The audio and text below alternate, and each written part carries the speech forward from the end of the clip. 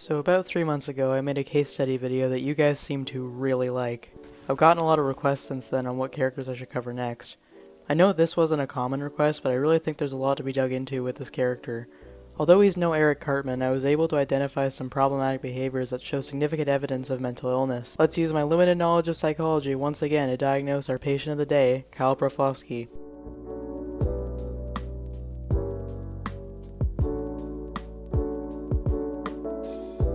In the early seasons, Kyle was your typical Mary Sue character. He had firm morals that were almost always the intended message of the episode and would often tell the audience the message of the episode at the end. Season 5 brought along writing changes for not only the major characters but also for the writing style of the show itself. The main characters had become more unique, and Kyle's temper shortened noticeably. His usually firm morals evolved into strong beliefs that were not necessarily the intended message of the episode. Kyle tends to panic when his beliefs are challenged, and sometimes his motivation is just to not become Cartman rather than actually improving himself as a person. It's no secret that Kyle's family is Jewish. However, the religiousness of his family is questionable. I'm not going to act like I know more about Judaism than I do, so take what I say about the religion with a grain of salt, but I have done a bit of research on this for this video. Kyle's parents also don't strictly enforce the Jewish dietary laws and generally shelter Kyle from the finer points of the religion. Out of Kyle's family, he is the least consistent in his religious beliefs. He's changed religions multiple times throughout the show and doesn't seem to have a firm understanding of what the beliefs of Judaism even are. It seems that Kyle sees his religion as more of a hindrance than anything else. He's naturally a defensive person, but only really expresses passionate feelings about his faith when he's insulted for being a part of it. Cartman constantly bullying Kyle for being Jewish has naturally made him more insecure about his religion and ethnicity. While Kyle is still defensive about Jews in the face of anti-Semitism, as he should be, it doesn't take much for him to renounce his faith completely. While in some cases it's more understandable on how this happens, like in Super Best Friends, where all the kids were brainwashed into becoming Blaintologists, sometimes even random things unrelated to Judaism make Kyle question and reject his religion entirely. A good example of this is Cartman Land. Cartman's grandmother passes away and leaves Cartman her inheritance of $1 million, which he then uses to buy an amusement park that only he's allowed to use. Cartman makes it a point to rub into Stan and Kyle specifically that they aren't allowed in. While the other kids are interested in the amusement park itself, Kyle spirals and questions why God would give Cartman an amusement park when he's a horrible person and doesn't deserve it. Kyle gets very emotional over this and truly believes that Cartman receiving $1 million is an injustice of, or proof of the lack thereof, of a higher being, when it was pretty easy to come to a logical conclusion on how and why Cartman got the money. After Kyle happened to develop a hemorrhoid around the same time as Cartman's fortune, he sees this as more proof that the world is truly unfair. Kyle is hospitalized from the hemorrhoid, where he comes to the conclusion that there is no God. If someone like Cartman can get $1 million in his own theme park, then there is no God. There's no God, dude. Kyle, don't say such things. Why? Why, Mom? Because if I do, something bad will happen to me? Because if I do, your God might not shower me with his blessings of infected hemorrhoids? There is no justice. There is no God. Do you hear me? I renounce my faith! When it was really just not that deep. By the end of the episode, Cartman loses his theme park and becomes miserable. Seeing Cartman screaming and crying about this restored Kyle's faith in God, since Cartman getting his comeuppance by losing the theme park was, in Kyle's eyes, karma for everything else he had done. Now, I'm obviously not denying that Cartman is a terrible person. I should know more than anyone else, but considering this episode is literally 2 episodes after Scott Tenorman must die, Cartman getting his own amusement park would definitely not be the thing Cartman would need the most karma for in the eyes of really any person, but especially those whose religion is closely tied with their morals. It might sound like I'm disproving my own point right now, like you might be saying, but Fox, wouldn't it make sense for Kyle to be questioning this? It would seem like God rewarded Cartman with an amusement park 2 episodes after cannibalizing a kid's parents. And my answer to that would be, yes, you're right, but Kyle is more concerned with just seeing Cartman suffer as a form of justice for himself, and uses that to restore his faith in God, rather than an actual moment of justice being served. For someone who cares a lot about actual social justice, you would think he would care more about Cartman facing karma for any of the some odd 60 crimes he's committed over the course of the show, rather than just celebrating whenever Cartman's feelings get hurt. Kyle also felt this way in the Heidi arc. Kyle didn't seem to like Heidi that much towards the beginning of their relationship, but more so thought, why does Cartman get a girlfriend and I don't? Kyle continuously tried getting in the way of their relationship towards the beginning for this reason, as he could see Heidi was a good person and felt like Cartman didn't deserve her. The difference between Kyle and Cartman, among many, is that aside from Kyle's need to feel like a good person, he does actually have good intentions and cares for other people. When Kyle becomes closer with Heidi in season 21, he had developed a genuine connection with her that's separate from his qualms with Cartman. Kyle's experience with dating is as complicated as the other boys, despite not ever having been in a relationship for a full episode. His issue isn't that he has no interest in dating, he desires a relationship more than even Cartman in my opinion. Each time Kyle has had potential for a relationship, something unique to the situation went wrong.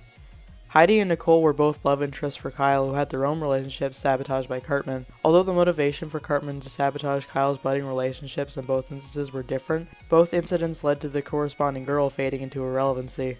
This can be said for really any female character that's been important at any point. South Park has the problem among media that female characters are sometimes only made important for a relationship or for a side role to a male lead. This is a problem that stems from, well, the patriarchy, but that's a conversation for a whole nother day. I'm kind of a guy, I don't really know the full extent of that conversation. I'll leave that to maybe somebody better to talk about that. But I will say that Kyle's interest in Leslie and her art came off as pretty forced on the writer's part. I mean, come on, he never really talked to her before, but then he suddenly falls in love with this, like, sketchy-ass revealed to be robot girl over 3 episodes. Yeah, sure, I don't think that's really how that would work, buddy, but okay. What I'm trying to say is that Kyle really seems to just seek companionship from anyone he can get it from. He seems to fear the idea of being alone, and will turn to unlikely people for friendship. Whenever Stan and Kyle have a major falling out, Kyle doesn't hesitate to turn to Cartman instead when he's typically vocal about how he can't stand him. Kyle's insecurities often come out through trying to appeal to others and find purpose within himself. A good example of this is in World Privacy Tour, where Kyle has difficulty identifying his own personality. With the help of Butters, Kyle creates his brand, which changes who he is into something other people would like more. Kyle is susceptible to self-hate and has already shown significant struggles with his self-image, as seen in Mr. Hanky the Christmas Pooh, where he sings about how he feels his faith means there's something wrong with him. It's important to note that Kyle creates his brand not to attract new friends, but to appease the friends he already has. Kyle says that he wants people to think he's cool while making his brand, even though his friends he's known for years shouldn't care about that stuff anyway if they're real and good friends. Kyle's insecurities are very apparent in the list. The girls create a list ranking the boys in the school from most attractive to least attractive. Kyle is initially apathetic to this but becomes very insecure when he finds out that he's ranked the ugliest. He goes back on his stance of not caring what girls think of him only 5 minutes into the episode and becomes paranoid that he's ugly. He hyper-focuses on finding validation about his appearance, and when he can't find adequate evidence to prove that he's not ugly, he spirals even further. Kyle contemplated burning down his school after stewing in his insecurities, which is a worrying progression of events. Getting his name put as the ugliest on the list at school, pushing him to even considering violence of that scale, shows that there may be some mental health issues at work. He becomes extremely angry and curses God once again for making him look the way he does. Kyle would have gone through with his plan to burn down the school if Stan and Wendy hadn't come just in time to stop him. Kyle finds out the list was compromised and that he wasn't actually voted the ugliest boy in the class. Notably, Kyle chooses not to see the real list when it's available, even if it drove him to almost burn down the school just from being called ugly. This dramatic escalation of Kyle's anger is not a one-time occurrence. In fact, Kyle's kill count could technically be higher than Cartman's because of a similar incident. Kyle gets picked on by Heidi and starts to not find comedy at other people's expense funny anymore. Kyle begins seeing this idea that is perpetuated by Terrence and Philip as a huge problem in his school.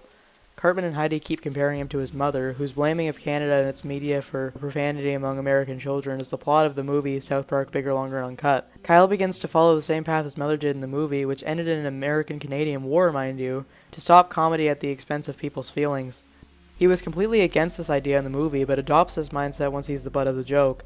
Kyle denies that he's becoming like his mom, but ends up doing the same things she did. Kyle rants at the president, telling him his motivations for wanting Terrence and Philip and Canada as a whole to be stopped. I want a world where you aren't ridiculed for trying to help. A world where a nice girl that I liked isn't turned into another Eric Cartman. These Canadians are in the way of that world, and everything they do and everything they have done needs to be erased from the earth. Through his rant, Kyle reveals that his anger really stems from being ridiculed for trying to help Cartman and Heidi stop fighting so much, and from Heidi becoming like Cartman. The fact that his anger is just misplaced doesn't matter in the end though, as he convinces President Garrison to fight back against Canada, and Garrison ends up nuking Toronto. Over 1 million people were killed in the blast. This tragedy makes Kyle's anger fade, and we see a very good sign that will make this video way shorter than the Cartman video: remorse. Kyle immediately feels guilty, especially since Ike, his adopted brother, is Canadian. Kyle often expresses guilt after his initial bursts of anger. He can't think straight when he gets angry, and while he feels remorseful after the fact, the lesson he learns varies. Kyle hasn't had much time to work on his mental health, and anger is a recurring problem for him. Kyle's anger is one of his defining traits in the fandom, but it tends to be exaggerated. I know that fandoms exaggerate certain traits of characters a lot for like every media ever, but Kyle really doesn't get enough credit for his patience. With South Park, everyone likes to say what the characters are like without doing too much thinking into how they became that way. For Cartman, it's that he's a sociopath, for Stan, it's that he's cynical, and for Kyle, it's his anger issues. The fandom likes to portray Kyle as the epitome of anger issues. If you watch my video on Cartman, you would know it's not a stretch to give this title to him instead, since he's practically the mascot of out-of-control anger issues to the absolute worst extreme. However, Kyle has a fair bit of patience when most other characters don't. Think about it this way. Kyle has been relentlessly bullied by Cartman for almost every day of his life since he was a preschooler. He's been a victim of his many hate crimes, has had his self-image ruined, has had multiple of his people killed in Cartman's genocides against Jewish people. Kyle has had his life ruined and has almost been killed by Cartman multiple times in his life. And the worst he's ever beaten up Cartman was in tonsil trouble. And not just for any of the shit he says to him on a daily basis, but because Cartman had purposely given him AIDS, and he was mad because his life was in actual danger. And he didn't even beat him up that bad, he just kind of slapped him around a little. In comparison to Wendy, who beat the shit out of Cartman for disrespecting breast cancer survivors, I would suggest that Kyle is definitely more patient than multiple other characters in the show, who attack Cartman over the things he says, rather than for repeatedly endangering their lives and making their everyday a living hell. So, props to Kyle for not snapping more often. That being said, I would still consider his anger issues to be out of control. If even the smallest insults can easily build up to being the fuel for outbursts and acting on violent urges, it's a problem that can't be ignored. I don't want to sound like I'm grasping at straws here to make a diagnosis out of this case, since the only other video I've done so far is a much more extreme case. However, you have to understand that anger issues bad enough to make a kid almost burn down his school after being called ugly is enough to get a mental health evaluation IRL, because that's like some potential school type shit. Like, this has to be handled very carefully, especially if he was actually going to go through with it if nobody stopped him.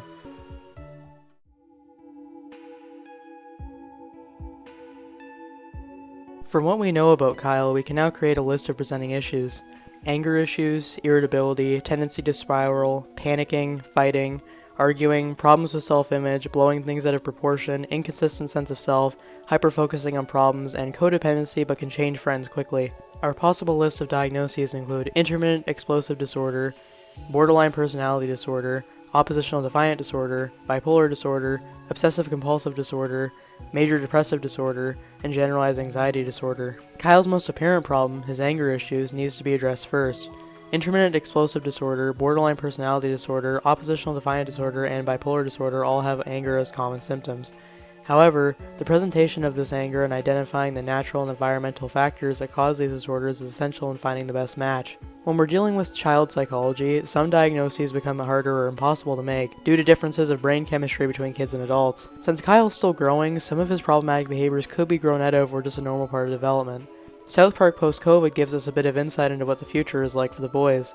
It's quite bleak and leaves most characters with bland and unfulfilling lives.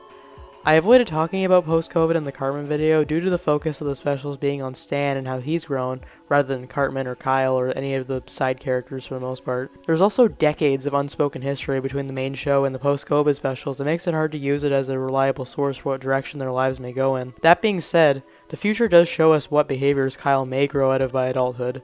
After the boys have their last falling out in the vaccination special, they all grow apart until they stop talking altogether. 40 years in the future, when post-COVID takes place, Kyle seems to be okay with living by himself and copes surprisingly well with losing all of his childhood friends. While he still misses them, and being isolated for the next few decades wasn't his own decision, he appears to be doing the best mentally by the future and is generally level-headed. Considering he went from needing constant validation and becoming violent over the smallest things as a kid to only having outbursts occasionally and to more understandable triggers, this shows signs of improvement. Having Cartman as a friend was definitely not helping his behavior as a kid, and getting away from him and not relying on others for validation likely steered him off a troubling path. Even if the four boys are an iconic friend group for their 27-year-long friendship, their friendship dynamics can be quite unhealthy and could have been doing more harm than good to their mental health. The pandemic arc could have given Kyle the space he needed to not enable his codependent behaviors and to focus on himself. Oppositional defiant disorder is largely characterized by defiance of authority, which is not really the focus of the issues here. Major depression and generalized anxiety are on the roster due to problems with self-image being present. While self-image issues can be a symptom of either disorder, Kyle's symptoms don't match with many other symptoms consistently. While Kyle has shown some signs of these disorders, there are other diagnoses where these symptoms could be a smaller part of a bigger picture. The story is similar with the possibility of OCD. This leaves us with intermittent explosive disorder, BPD, and bipolar disorder to investigate. These disorders have similar and distinct symptoms. The symptoms of IED include Sudden and angry outbursts that usually last less than half an hour. This includes verbal and physical outbursts, and the patient can go weeks or months without a major outburst. During episodes, the patient may experience rage, impulsivity, irritability, high tension and energy, tingling or shaking, and tightness of the chest. The patient's verbal or behavioral outbursts are too intensive a response to the situation with no thought of potential consequences. Outbursts can include temper tantrums, long angry speeches, getting into heated arguments, yelling, slapping, shoving, or pushing, which starts physical fights, damaging property, and threatening people and/or animals. A person with IED may feel guilty, remorseful, or embarrassed for their actions after an episode is over. These symptoms definitely align with Kyle's behavior. They reflect how he's known to respond angrily to having his views challenged or to being insulted, and how he often ends up regretting his rash decisions after an episode. Risk factors of developing intermittent explosive disorder include being abused as a child, getting bullied, or going through otherwise shocking or disturbing events. Child abuse is not confirmed, but Kyle's mother is particularly emotionally unstable, since she's gone as far to start an entire war over a TV show. Even the characters in the show would agree that Kyle's mom is generally unpleasant, which brings her parenting skills and methods into question. The South Park kids famously have unfit parents, which leads to their exposure to many shocking and disturbing things. Kyle has consistently been bullied throughout his life, as we discussed, which checks all the boxes for risk factors of IED. Comorbid conditions of IED can also be risk factors. One of them is borderline personality disorder. BPD is already on our roster, and our diagnosis of IED gives it more credit to begin with. BPD and bipolar disorder have some similarities and differences we should look into. The symptoms of BPD include anger, fear of abandonment, mood swings and emotional instability, depression, paranoia, feelings of emptiness, unstable identity or sense of self, self-harm, difficulty maintaining friendships, severe stress, impulsivity, and thoughts of suicide. Bipolar disorder comes in manic episodes and depressive episodes. Symptoms of a manic episode include being overly happy, irritability, increased energy, unrealistic self-esteem boosts, decreased sleep, distractibility, thinking too fast, and high-risk behavior.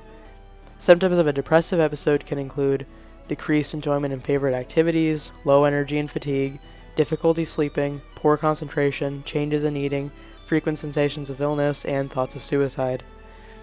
As you may notice, there are a lot of similarities between BPD and bipolar disorder. I already covered many of the anger-oriented symptoms with my diagnosis of intermittent explosive disorder. The main reason I'm looking for an additional diagnosis is that we haven't addressed his abandonment and codependency issues, paranoia and tendency to spiral, and his unstable identity and problems with self-image. Kyle can go from liking someone to hating them or ignoring them to hang out with someone else pretty easily in response to interpersonal conflicts. Kyle is constantly seeking out a romantic partner but sees little success. The smallest injustice, coincidence, or insult can make him question or renounce his faith. He's prone to changing himself to fit in, and sometimes feels like he's not good enough, or that his friends don't like him unless he creates an image of himself that doesn't reflect who he really is. He tends to virtue signal and wants everyone to think he's a good person and to always be right. He panics over situations that don't match that severity, or over something unrelated to the situation. This causes difficulty with friendships and severe stress. Common treatments for IED and BPD include talk therapy, group therapy, psychotherapy, and medication. Both disorders benefit from identifying triggers for anger, changing negative thought patterns, and understanding emotions and relationships better. Kyle's symptoms of IED and BPD seem to have leveled out by adulthood, but are still noticeable. Although I'm a bit hesitant to give the BPD diagnosis, it seems to mostly check out, even if symptoms lessen over time. The same can be said for IED, especially since it's known to have less severe symptoms in adulthood. Relationship problems that often come with these disorders may contribute to Kyle's rocky relationship with his friends both in childhood and after reconnecting in adulthood, as well as his unstable family dynamics and difficulty in finding a long-term romantic partner. Although he usually means well, his explosive tendencies could drive others away, and could be a reason why he's notably one of the few characters living alone in the future. He usually has good intentions, but he tends to do the wrong things for the right reasons. Any of my returning viewers may notice that this video is way shorter than the other ones, and yeah, honestly, there really wasn't a whole lot left to cover here. I know there's probably some stuff that I missed here, but for the most part, I feel like I'm kind of just trying to meet expectations for probably the biggest assignment and video I've ever made and probably will ever make. And I just think that, like, that was probably where I'm going to hit it out of the ballpark the most. But I do hope you guys enjoyed this video too. I did really try with this one. It's just, there's a lot less material to cover here. And I'm also not stuck to the rules of the school system. So I kind of just took more creative liberty with this episode. You might notice there's a lack of talk about his criminal record and stuff like that. And honestly, it really just didn't seem as relevant to the case study as you would think it is. I did look into his criminal record a little bit, and it was mostly just crimes that are shared among like every character in the show and aren't usually as a result of some like mental thing going on or like relevant to whatever episode or plot they're from. Yeah, let me know what you guys thought of this video, and I'll probably be back with another one in December. See you guys.